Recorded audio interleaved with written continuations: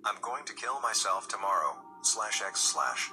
I'm also sending 3 packets of copied information to the media, 1 to CNN, 1 to MSNBC, and 1 to Fox News. You all will have to see which one tells the truth about the information they receive and who doesn't. I trust 4chan to do this because of our history of releasing legit info in the face of mass media cover-up. I have been a professional driver/security guard for a circle of very wealthy people for almost 8 years. I started by working the door at a private gentleman's club outside of the DC area. From that job I was introduced to some employment managers for Jeffrey Epstein. Because I had experience as both a cab driver and a bouncer, as well as always overlooking and keeping my mouth shut about the drugs and prostitution my employers at the club profited from, they thought I'd be a good fit to work the weekends for Mr. Epstein. At first, I didn't do very much, definitely nothing important. I would run errands mostly, and do anything my manager, who reported directly to Mr. Epstein, wanted me to do. So say the gardener calls out sick one day, it would be me mowing the lawn in his place. I was sort of a floating general helper. Inevitably I ran into Mr. Epstein now and then, and he was always very personable, enthusiastic. I had heard about his original court case and the rumors and everything, but just meeting this guy made me feel like it was all a lie because he seemed so kind and genuine. I thought he really was just this hotshot money man, like a Bruce Wayne or Tony Stark kind of figure. And I think, ultimately, that's how he wanted us all to see him. His God complex was, to say the least, very developed. Eventually I was trusted with bigger jobs. I think I got a good reputation because I cleaned one of Mr. Epstein's bedrooms one day. There was, to my dismay, a mixture of shit and poom on the bedsheets. I dealt with it professionally, and I didn't say anything. I knew by then that someone is always watching. There are cameras in almost every single room save Mr. Epstein's private office and regular bedroom. He had several bedrooms, but one was his favorite, I guess. His main room. I never mentioned it to anyone, but I still got a thank you from my manager for being discreet. One day, I was asked to go pick up a masseuse from a bus station. I didn't ask her her age, I knew better, but she couldn't have been older than 16. I got a really bad feeling in my stomach because at this point denying Mr. Epstein's tastes would be borderline irrational. I did my job, though. I took her to his house and a few hours later I took her back to the bus stop. She was crying, and I didn't talk to her about it. A few weeks later, I did it again. Now my manager tells me that Mr. Epstein would like me to take over all of his various pickups and drop-offs. They called it cutie duty. Fucking barf. But it was more than just girls. I would pick up drugs and other assorted packages, most of which I had no idea the contents, but as far as I was concerned, the less I knew the better. I was getting paid very well for the amount of work I was doing. In a given day I spent 3, maybe 4 hours doing anything that could be considered work. The rest of the time I either sat in my car browsing 4chan on my phone or inside pretending like I was rich and this was my house. For this I was being paid $75K per year, more than I had ever even hoped to have made in my whole life. When I took over doing most of the driving it went up to 115. Every time my job became more illegal, the money would get better. That's his tactic.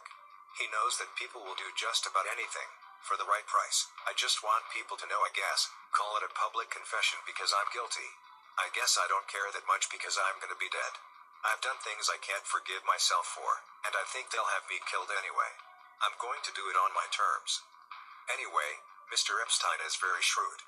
He pays you a lot, but not enough for the shit you have to do. And he tries to find the absolute least amount he can pay to keep you doing it. For me, disgracefully, that was around $150,000. I stayed on cutie duty for about 4 months. Then Mr. Epstein took a trip abroad and he loaned me out to another family, the Romneys.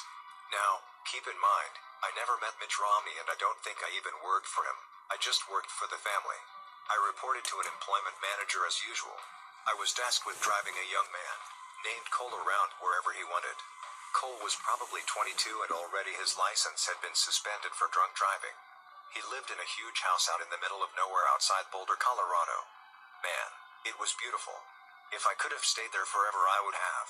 I suspect it was a vacation cabin, mansion, owned by his parents, but I digress. Every weekend we would drive into the city, he would get shit-faced drunk, find a woman or prostitute and I'd take us all back home. Cole was a total piece of shit. If you remember Scumbag Steve, just imagine if Steve's parents were multi-millionaires if not billionaires and you get the idea. So one Sunday morning, After a typical Saturday night, I report for duty 8 a.m. sharp, knowing damn well that Cole isn't going to drag his ass out of bed until at least 3 p.m. Here he comes hobbling down the driveway in his socks to my car. He usually texts when he's up and I come inside and start cleaning up his messes. No text today. He comes over to the car as I'm stepping out. He says, hey buddy? We kinda got a problem, but it's not that big of a deal. Okay, what? Let's see it. We go inside, upstairs to his bedroom. His girl from last night is laying face up, and her open mouth is pooled with vomit. She is most definitely dead.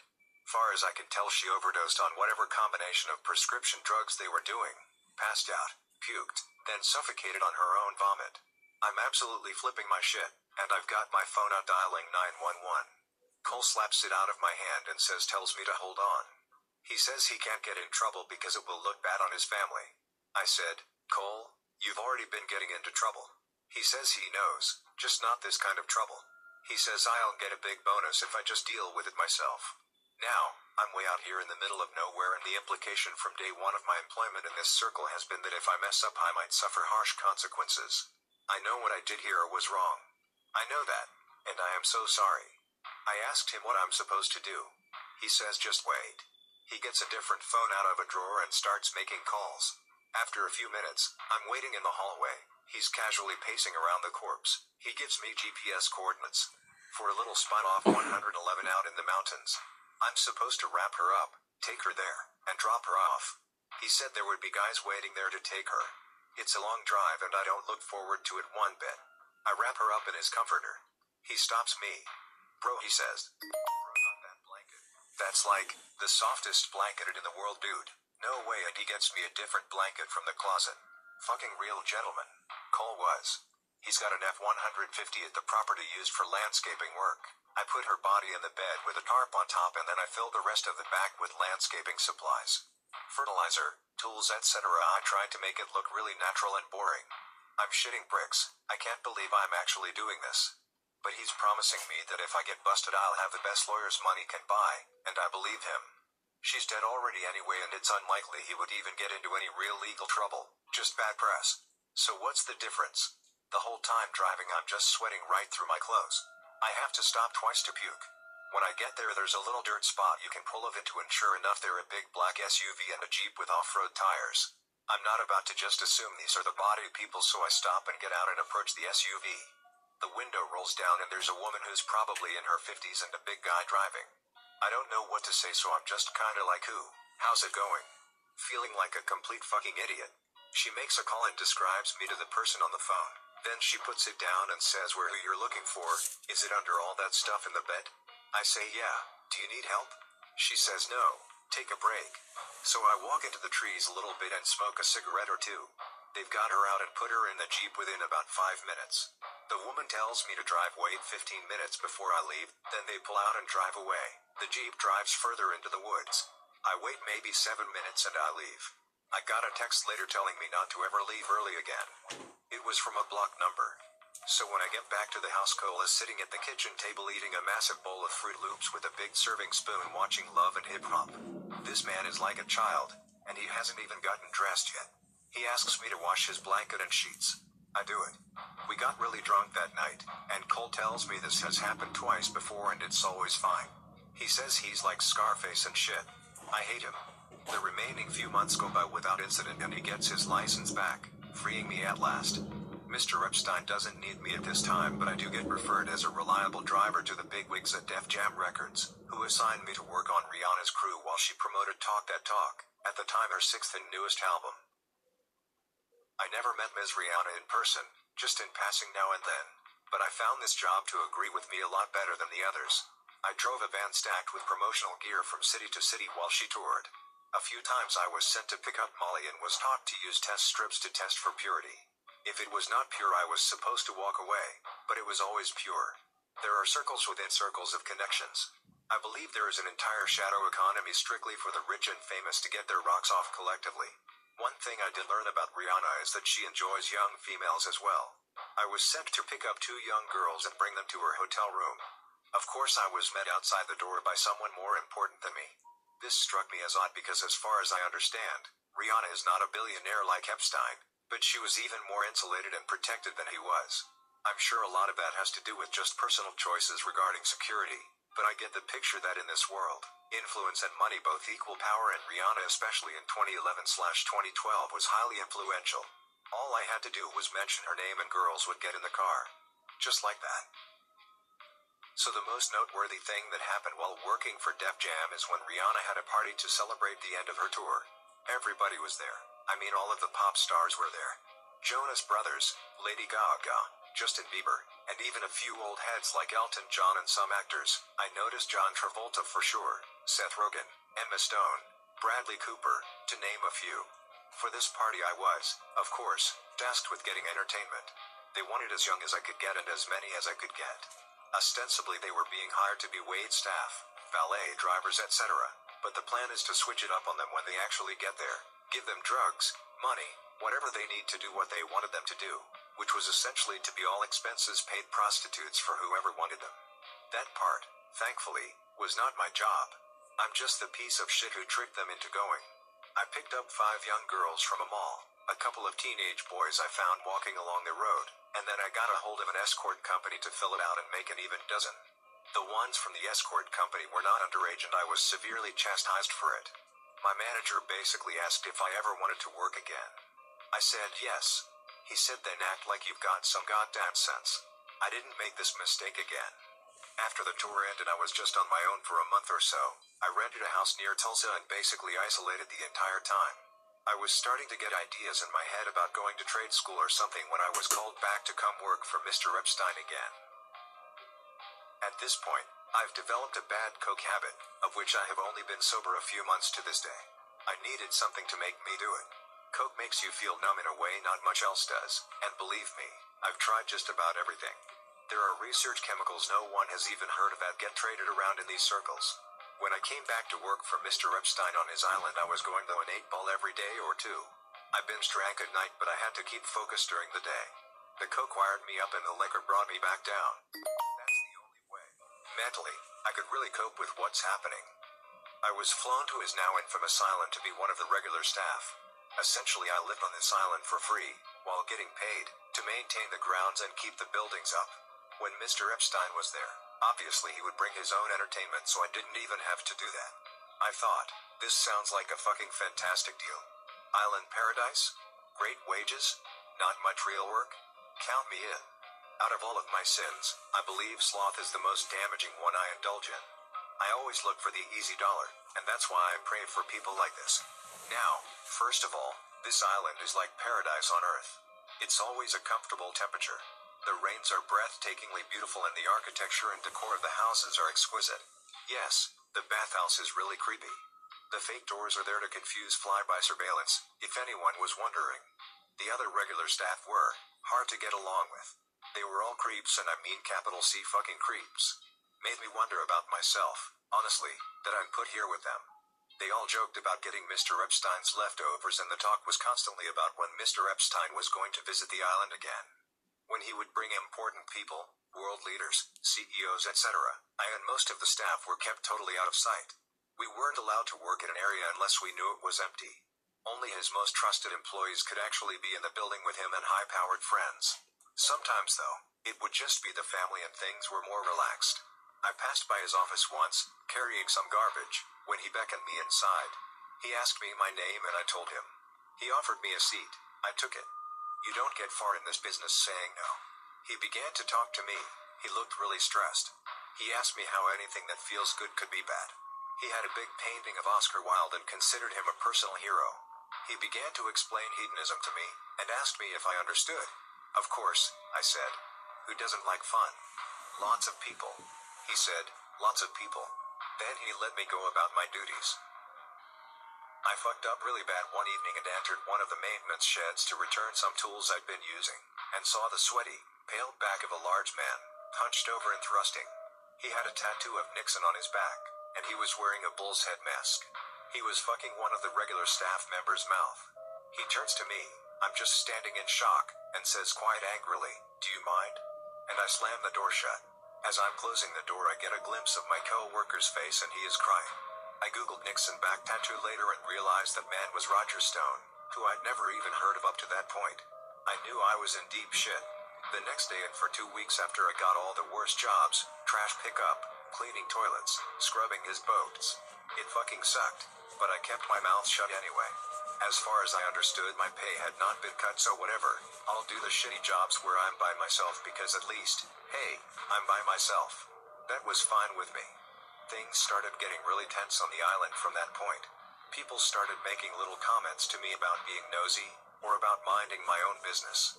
I was starting to get worried I'd be branded a troublemaker, which you don't want to be. Things turn very quickly in this business. That's how they've kept a lid on it for so long. Any small mistake and you're out. Most people are let go with NDAs and the understanding that they will be watched the rest of their lives, which, ultimately, is how I got out as well. After Epstein died, they cut me loose. I guess they figure since he's dead, nothing I'd know would matter anyway. They're probably right, honestly. It probably won't matter anyway. But the rest of my time on that island was pure terror. I was just waiting to be taken away, or worse. Never happened, but I was still really scared. I saw a few of their weird plays they would do around the bathhouse. Mr. Epstein had a little portable stage he would get set up. He would wear the bullhead I saw Stone wearing and give a big speech about what he called freedom. He would say this island is the only free place in the whole world, where everyone on it can do whatever they want. Bullshit. Not your employees, not the children you bring here. Total bullshit. Everyone would cheer. They'd get up and do a sort of conga line with tiki torches, really cringy old rich people shit, and go into the bathhouse. There is a trapdoor on the floor that has not been reported in any of the investigation photos that I've seen, which lead to what they call the chamber, and it is essentially a bondage dungeon. I don't know what all happened in there, and I never want to know. I stayed as far away from that bathhouse as I could. I mean large as in wide. He is a brick of a man. Pig related. In the supply shed he was taking up basically the entire doorway.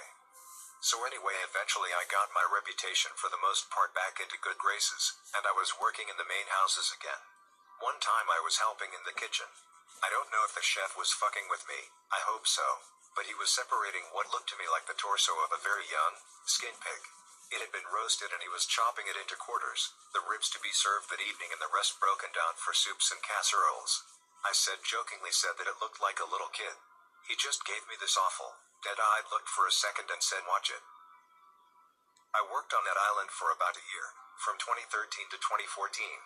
Mr. Epstein chose me and 2 other trusted employees from the island to come with him to a winter retreat in the Swiss Alps.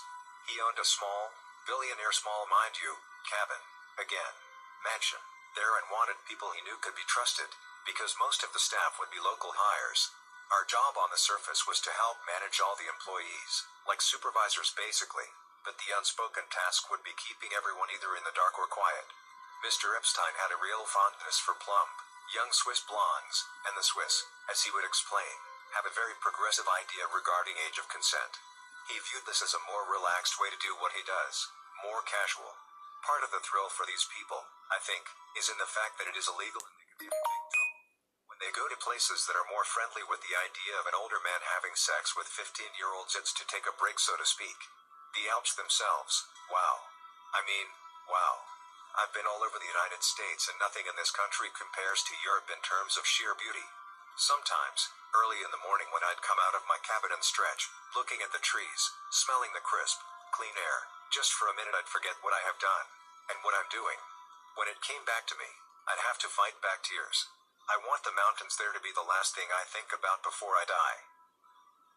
So I've not been there 3 days when, while me and the 2 from the island are doing bumps of coke off a butter knife in the lower garage, a boy maybe 14, skinny, blonde, pale and naked comes through the doorway right towards us. He's speaking French, but I think I got the gist of what he was saying. He was asking for help. He looked hysterical. Immediately my 2 friends were out of there and I shouldn't have been far behind. I told him, calm down, it's okay, I'm gonna help you. I just wanted him to feel better. This all took maybe 30 seconds before one of the nannies came in. He looked at her, confused, and I get the picture. He was trying to decide if she could be trusted. She couldn't. She shushed him and put her jacket over him and took his hand. She was speaking French as well, and it sounded like a mother consoling a frightened child. She led him back into the house. I did not see him again. I never mentioned it to anyone, and nobody ever mentioned it to me. During my last couple of weeks there I witnessed firsthand the murder of an independent journalist. I don't think he was actually a journalist. I think he had maybe a blog or a YouTube channel. But I had never heard of him and don't know his name, so I don't think he was anyone with any real connections. He was one of the local hires, a dishwasher, but he was seen with a cell phone out, possibly recording. Me and the other two from the island were asked to go check it out. So we go get the guy and ask him to empty out his pockets. Sure enough, he's got a phone. We told him to unlock it. He wouldn't. One of the other guys made a call, came back, and slugged him directly in the nose. I think he broke it because there was blood just pouring out and the guy started screaming. I don't think he'd ever been hit before, but me and the other guy held him down. Fuck it, I'll say their names. It was Daniel Robinson from South Florida and Marcus Harper from Nevada. Marcus and I were holding him down and Daniel punched him again and told him to unlock his phone. He complied this time, and sure enough there were pictures and videos from inside the house. We knew he hadn't sent anything out because only wired connections worked there. I guess they had signal jammers or something. Or maybe because it was just so remote, I don't know. Anyway, Daniel makes another call and tells us to take him outside into the woods. I think we're just gonna threaten him and make him sign an NDA, but Daniel took his belt off and strangled him to death. We had to put his body up in an outbuilding because the ground was frozen. We put him through a wood chipper and then burned everything to ash. There were bits of charred bone left over when I swept it all into a trash bag and threw it out with the regular garbage. This, above anything else, I feel the most guilty for. After that, if I wasn't in before, I was definitely in now. Me, Marcus, and Daniel. The three fucking stooges from hell. Daniel had been in the military and I think he had a few screws loose because he always had a temper. He became the go-to guy for the really dirty shit. I started working for Mr. Epstein directly after this. He would confide in me sometimes, when he was very high, about how nothing really makes him feel good enough. He told me once that he hasn't felt happy in years. I wish I had the stones to tell him that this life he is living is only bringing him down. For a brief moment, I felt empathy for this man. I think that, too, was part of his game though. I don't think he has ever had a single genuine feeling in his life outside of sexual gratitude. He never mentioned the journalist to me. It was like it never happened, but we both knew that was the reason I was now working directly for him. Listen, I think I've said about all I care to right now. I'm going to go get a bottle of something before all the stores close. If this thread is still here in a few hours, I'll answer questions and tell some more stories. My question here about the shadow economy. Another, did you feel Epstein was retarded in some way? I'm intrigued by how you describe his crisis. Something that feels could be wrong. Elaborate on what you feel really goes on in these people's heads. Are they infantile? Also interested in hearing more about weird drugs. I don't think he was retarded at all. He was whip smart. I just don't think he had any emotional intelligence, maybe. I think he was hollow inside, for the most part. You ever see occult stuff on the island? Ropes, pentagrams, rituals, that kind of shit? They called them plays and theater, but from my eyes, yeah. I would say the speeches and stuff I saw looked a lot like rituals. The bull's head mask was scary. I mean, it was a rubber mask for sure, but whoever spoke would wear it all night. After they would come up out of the chamber, the masked person would roam the island all night, and it was generally understood that you were to avoid them at all costs. When they wear the mask, they're like animals. They just wander around from one carnal satisfaction to the next. Food, sex, sometimes violence, whatever. And they could do whatever they want. If they came to you and told you to suck their dick or whatever, you have to do it. It never happened to me, thankfully, but I made sure on those nights to stay out of sight.